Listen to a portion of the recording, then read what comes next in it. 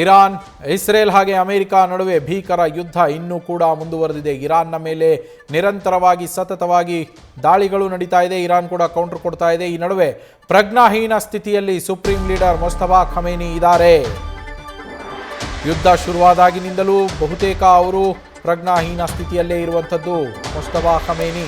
ಕೋಮ್ ನಗರದ ಖಾಸಗಿ ಆಸ್ಪತ್ರೆಯಲ್ಲಿ ಮುಸ್ತಫಾಗೆ ಚಿಕಿತ್ಸೆಯನ್ನ ನೀಡಲಾಗ್ತಾ ಇದೆ. ಖಮೇನಿಯನ್ನ ಕೊಂದ ದಿನವೇ ಅಂದರೆ ಅಯಾತುಲ್ಲಾ ಅಲಿ ಖಮೇನಿಯ ಹತ್ಯೆ ಯಾವತ್ತಾಯಿತು ಆ ದಿನವೇ ಮುಸ್ತಫಾ ಖಮೇನಿಗೂ ಕೂಡ ಗಾಯಗಳಾಗಿತ್ತು. ಫೆಬ್ರವರಿ 28ಕ್ಕೆ ನಡೆದಂತಹ ವೈಮಾನಿಕ ದಾಳಿಯಲ್ಲಿ ಮುಸ್ತಫಾಗೂ ಕೂಡ ಗಾಯಗಳಾಗಿದ್ವು. ಈಗ ಸದ್ಯ ಅವರು ಯಾವುದೇ ನಿರ್ಧಾರಗಳನ್ನು ತೆಗೆದುಕೊಳ್ಳೋದಕ್ಕೂ ಕೂಡ ಆಗ್ತಾ ಇಲ್ಲ.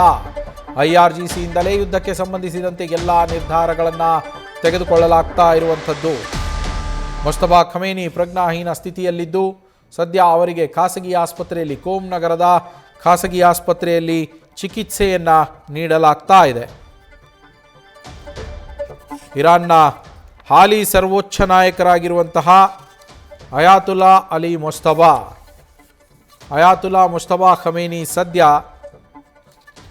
ಆಸ್ಪತ್ರೆಯ ಪಾಲಾಗಿರುವಂಥದ್ದು. ಅವರು ಮೊದಲ ದಿನ ಫೆಬ್ರವರಿ 28ನೇ ತಾರೀಕು ಯಾವಾಗ ಅಯಾತುಲ್ಲಾ ಅಲಿ ಖಮೇನಿಯ ನಿವಾಸದ ಮೇಲೆ ಅಮೆರಿಕ ಇಸ್ರೇಲ್ ದಾಳಿಯನ್ನು ನಡೆಸಿ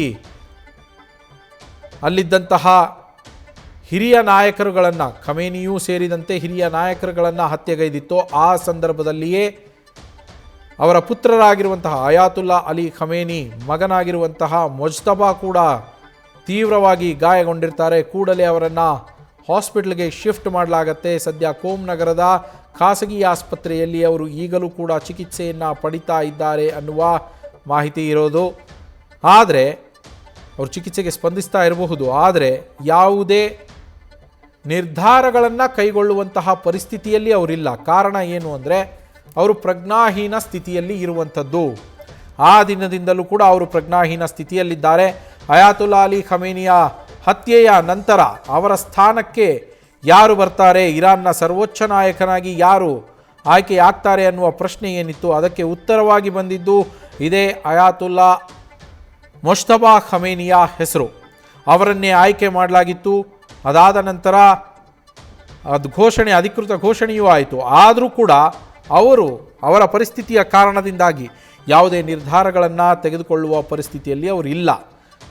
ಯಾಕೆ ಅಂದರೆ ಪ್ರಜ್ಞಾಹೀನ ಸ್ಥಿತಿಯಲ್ಲಿ ಅವರಿದ್ದಾರೆ.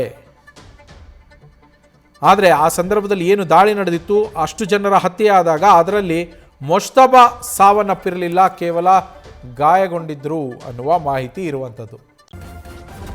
ನ್ಯೂಸ್ ಫಸ್ಟ್ ನಿರ್ಭೀತಿಯಿಂದ ನಿಮ್ಮ ಪರವಾಗಿ.